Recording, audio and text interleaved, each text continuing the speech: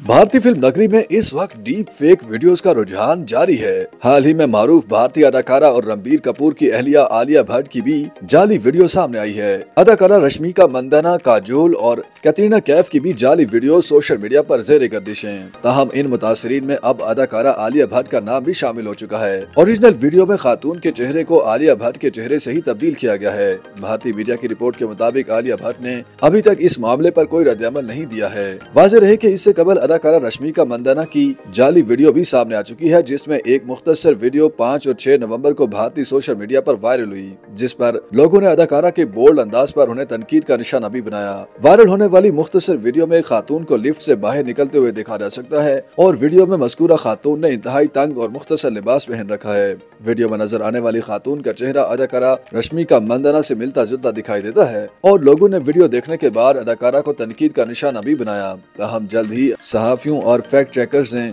Social media सार्फिन को बताया कि मज़कूरा वीडियो रश्मिका मंदाना की नहीं बल्कि वो किसी और की है, जिसे इस कदर एडिट करके बनाया गया है कि इसे देखते ही वीडियो के असली होने का गुमान होता है। बाद रश्मिका मंदाना ने भी इंस्टाग्राम स्टोरी में वाज़ेह किया कि वायरल होने वाली वीडियो उनकी नहीं बल्कि इसे एडिट करके उनकी वीडियो बनाकर पेश किया गया। उनके मुताबिक वीडियो में नजर आने वाली खातून के चेहरे को उनके चेहरे से तब्दील किया गया है।